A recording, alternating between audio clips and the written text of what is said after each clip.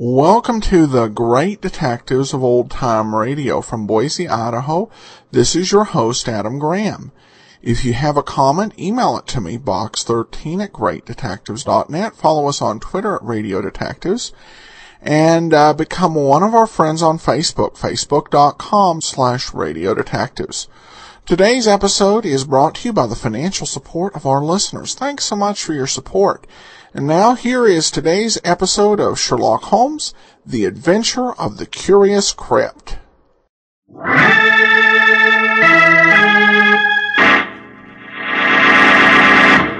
From New York City, the makers of Clipper Craft clothes for men and more than 1,200 leading retail stores from coast to coast present that immortal character created by Sir Arthur Conan Doyle, the world's most famous detective, Sherlock Holmes, starring John Stanley.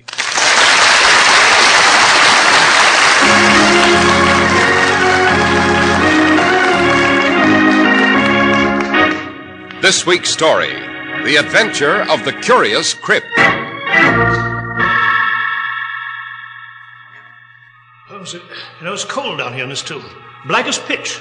Can't see a thing. Quick, Watson, the lantern. Just look about and see if... Holmes, listen. Someone's walking on the roof of the tomb. Yes, Watson. We have a visitor. And he's opening the crypt door.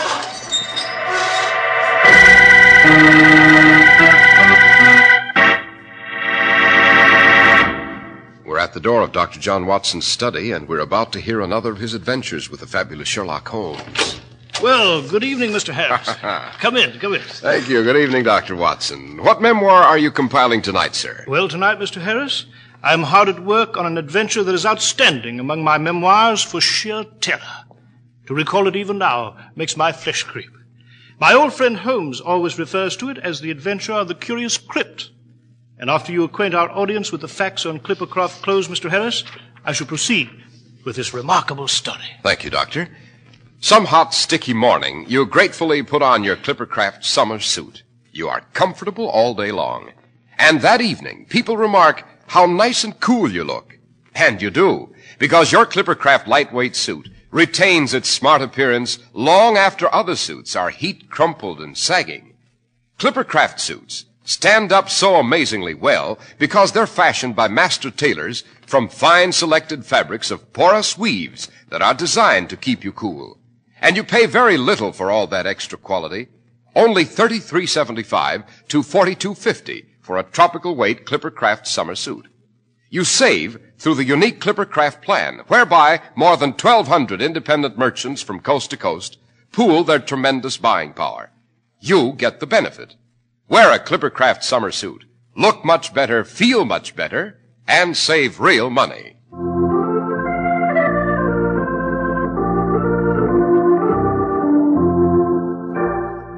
And now, Dr. Watson, what about the adventure of the Curious Crypt?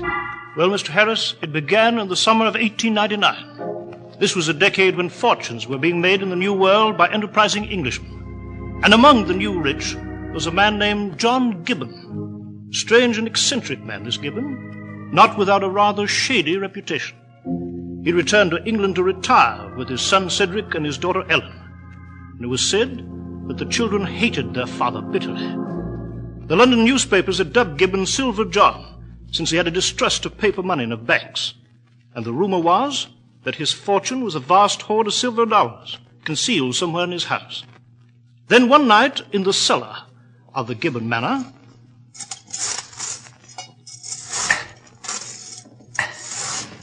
It's around here somewhere. Money's buried somewhere, and I... Cedric? Cedric, answer me. Oh, you're digging in the cellar again, eh? You stupid young fool. Father, I'm trying to find my money, eh? Trying to rob me, you young whelp. I've begged you for an allowance, Father. Even a loan. Yes, well, you'll rot before you get a penny, do you hear? I spent hard years in Canada, risked my life to make my fortune. I know. I know all about it. And if you think I'm going to let a dissolute son and an extravagant daughter bleed me into bankruptcy, you're wrong. I see. You spent a fortune just for that mausoleum of yours at Kensington Cemetery with your statue on top of it. And yet not one penny for your own daughter and son. My daughter and son? You want nothing from me but my silver dollars. Nothing. But you'll not get them. Not even after I've gone. Why, you contemptible old blackguard. You rotten miser. Cedric, what? I ought to choke the life from you. Cedric. Curl my hands around your scrawny neck like this. No, don't. It's murder, do you hear? Murder. Help. Help. Cedric. Father. What are you doing? Cedric. Cedric, stop it. Stop, let go. He's cut us off without a penny, Ellen. He deserves to die. Cedric, don't. You're mad. Let him go. Please, All let right, him go. I'll let him go. I'll let him go, but the next time I'll kill him. As heaven's my witness, I'll kill him. Get out. Get out, you young whelp. Get out of my house before I call the police.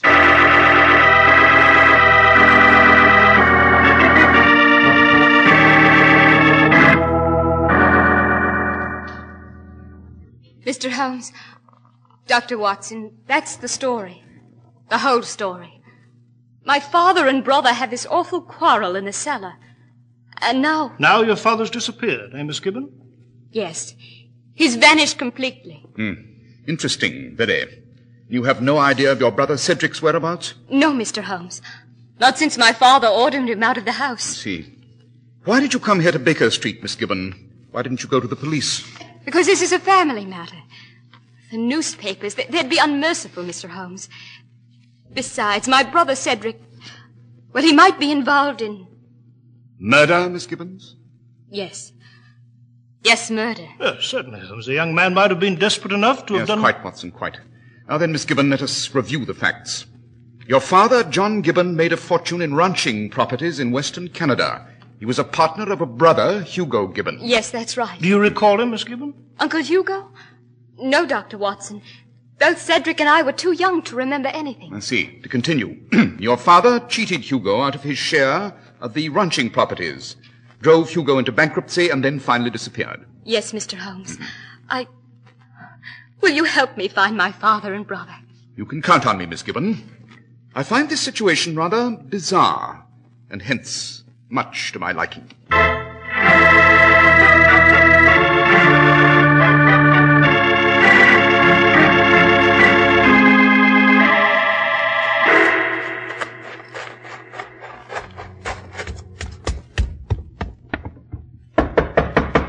Open up! Open the door, caretaker. What is it? What do you want?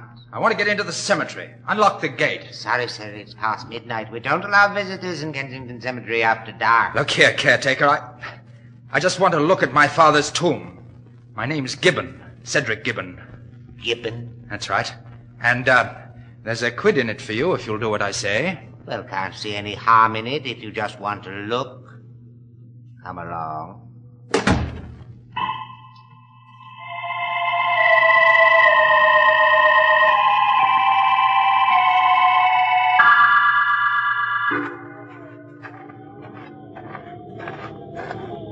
Let's see. That's it. My father's tomb, curse him. There's his statue on the roof.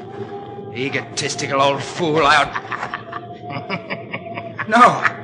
No! Welcome to Kensington Graveyard, Cedric. No, please! Don't!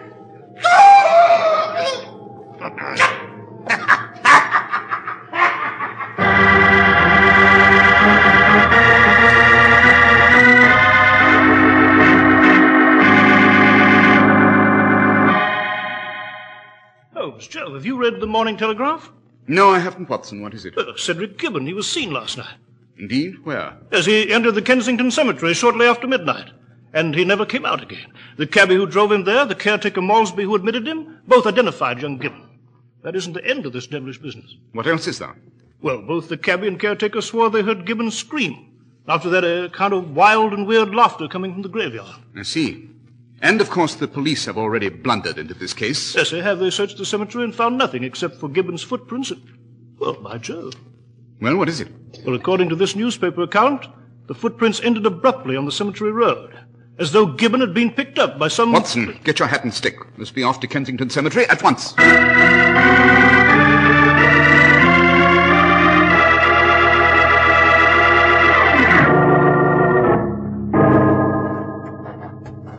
Note, Watson, Gibbon's footprints are quite clear here on the cemetery road.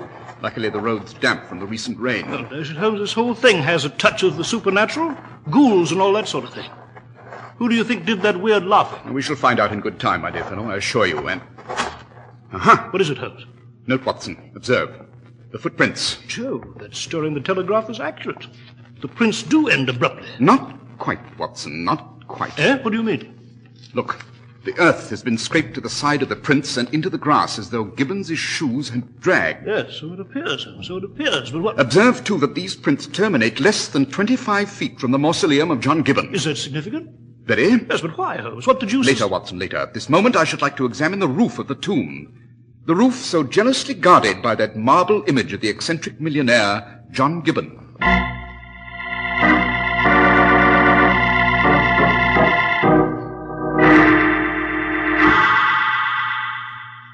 Holmes, I don't see anything up here on the roof. Don't you, Watson? Then you're obviously in need of spectacles.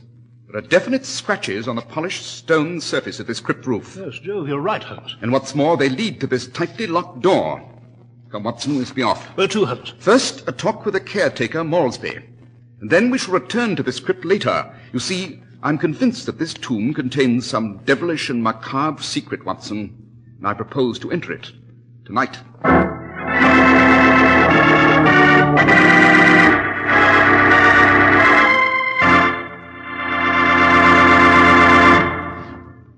Here's a message from the fine, independent local merchant who sells you Clippercraft clothes. He points out that there's so much difference between an ordinary suit and one that has been scientifically designed for summer wear. And that's precisely what you get in a Clippercraft summer suit. Clippercraft master tailoring, plus the finest of summer fabrics, woven with millions of tiny windows to keep you cool. Every Clippercraft suit and sport jacket bears the Clippercraft label, that famous trademark derived from the staunch clipper ships that established honest New England quality everywhere in the world. Clippercraft lightweight suits at only $33.75 to $42.50 give you remarkable value. Yes, this summer, just as all the year round, you can always rely on Clippercraft suits and the fine local independent stores that proudly sell them. That's why men who know insist on Clippercraft clothes bearing the Clippercraft label. So be sure to visit the Clippercraft store in your city. These leading stores in the metropolitan area are proud to add their names to Clippercraft in your suits, sport jackets, and tropicals. In Manhattan, John Wanamaker Men's Stores, Broadway at 8th and 67 Liberty Street. Saks 34th, Broadway at 34th. In Brooklyn, Abram and Strauss. In Newark, New Jersey, Boulevard Men's Shop, Kresge, Newark. And in Jamaica, the B&B Clothes Shop, 16408 Jamaica Avenue.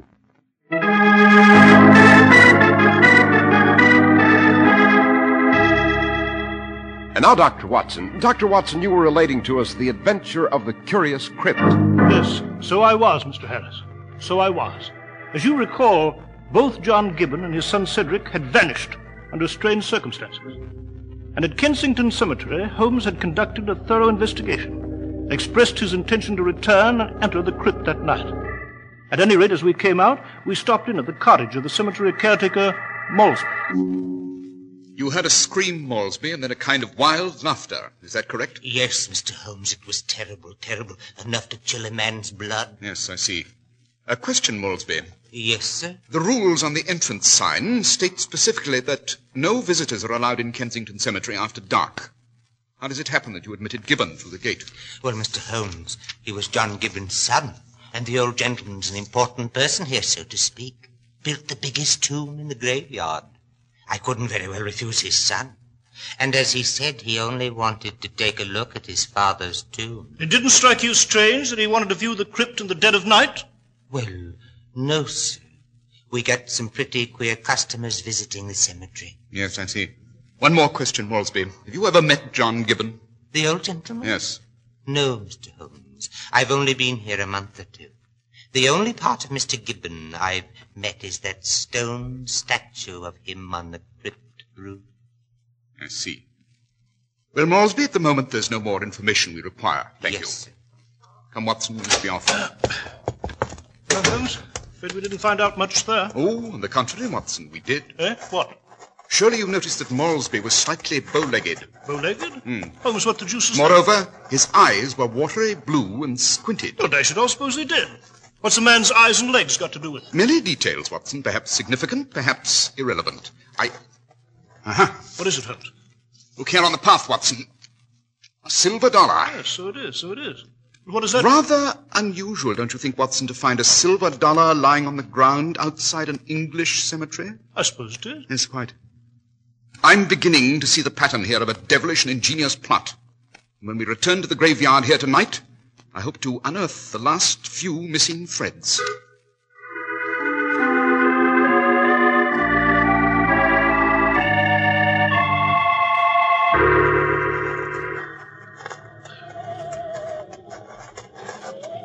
Well, Watson, we're in luck tonight. Indeed? How? There's enough moonlight for clear observation.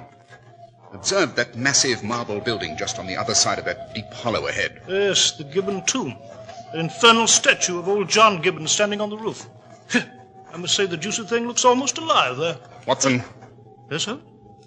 I believe I just saw the statue move. Move? Yes, it raised its arm and turned its head toward us. Well, Holmes, you must be mistaken. That statue of John Gibbon is made of stone. It can't move. Good Lord, what was that? The statue. It's laughing, Watson. Joe, Holmes, you're right. Look at it. It's running across the mausoleum roof. Holmes, this is incredible. My eyes must be playing tricks on me. It's jumped off the tomb roof. It's running across the graveyard. Quick, Watson, after it.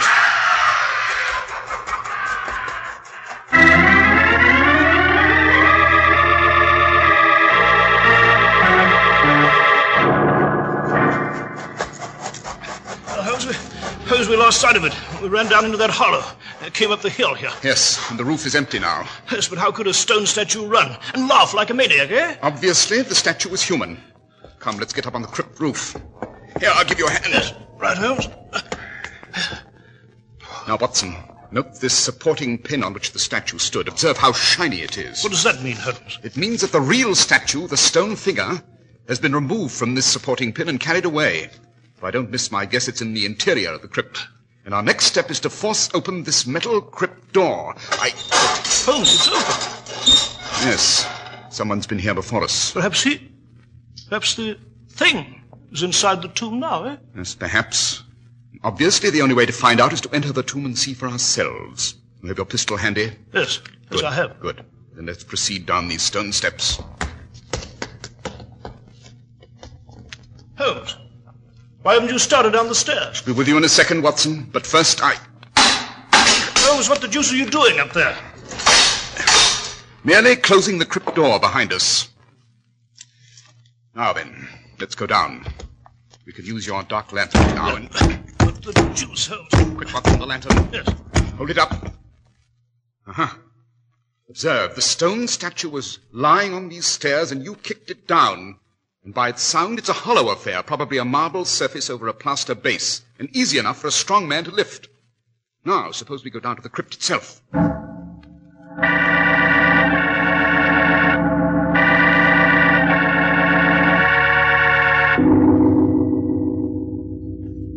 Holmes, the place seems to be empty. Oh, on the contrary, Watson. Look in the corner. Good Lord.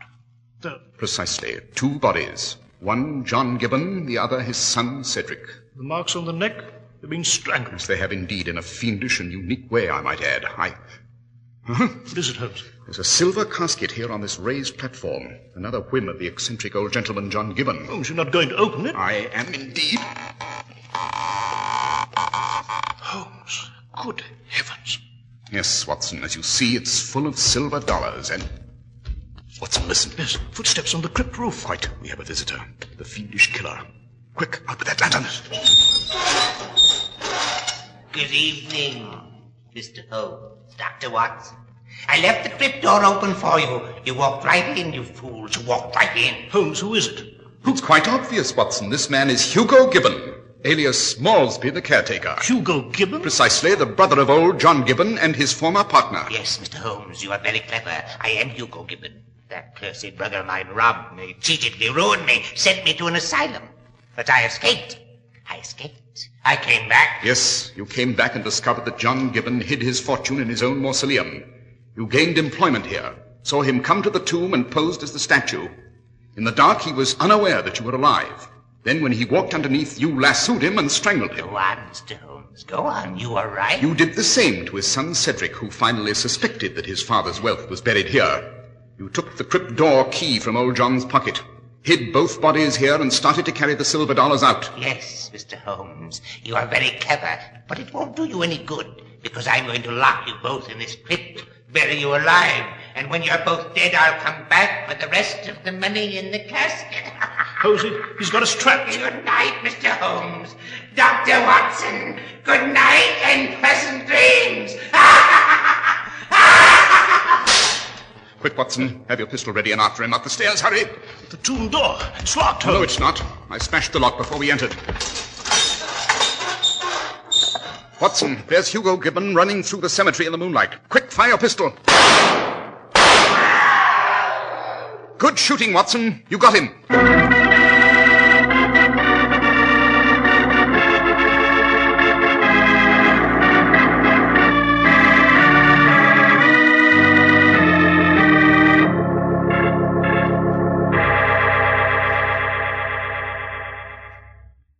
Well, Watson, our man Hugo Gibbon is safely in the custody of Scotland Yard. Your shot was not fatal, but he will pay his debt to the Crown. You know, it seems incredible, Holmes. So Gibbon, alias Malsby, hid the real statue in the crypt, posed on the roof himself, and lassoed his unsuspecting victims, eh? Exactly. You will recall how the footsteps ended, but the marks on the grass indicated that something had been dragged across it. Hugo simply hauled in his rope with his strangling victim on the end of it. But how did you know Malsby was actually Gibbon? Oh, it's obvious, Watson. Only a man who'd lived in the West could cultivate such skill with a lasso. And the caretaker, I knew immediately, was a Westerner. But how? His legs were bowed, a characteristic symptom of long hours in the saddle. Then, too, his eyes squinted, another trait of ranchers used to staring at far-off horizons. Naturally, I thought immediately of John Gibbon's brother and old ranching partner, Hugo. And the silver dollar you found near the cottage convinced you that he had robbed the tomb? Quite. You know, Holmes, I must congratulate you. I've never seen you conduct a more brilliant investigation. Thank you, Watson. I am, as you know, fundamentally a man of modesty. Shall we merely call it extraordinary? Let it go at that?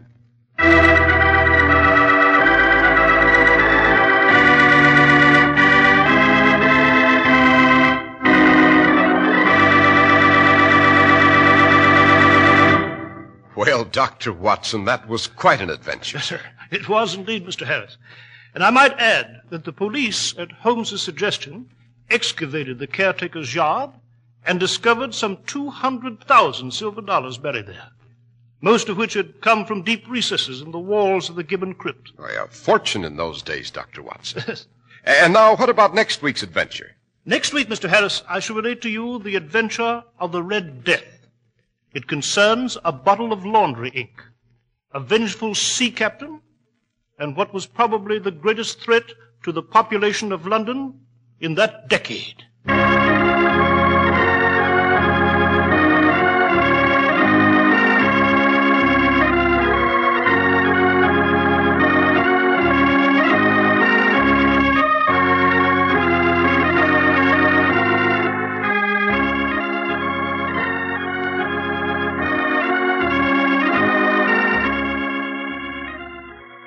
The makers of Clippercraft clothes and more than 1,200 stores from coast to coast have brought you another in the new series of broadcasts featuring the world's most famous detective, Sherlock Holmes.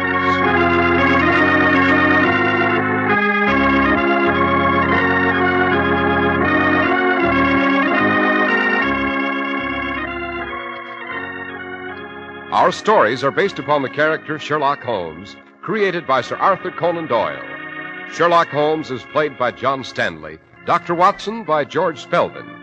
This week's story was written by Max Ehrlich with special music by Albert Berman.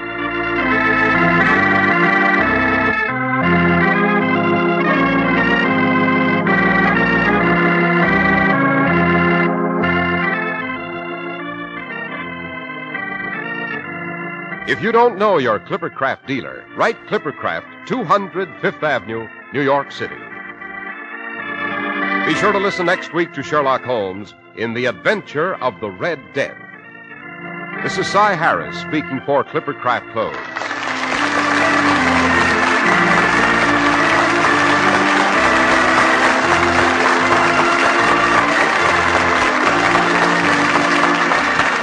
This is the Mutual Broadcasting System. Welcome back. Well, a somewhat typical entry in the series.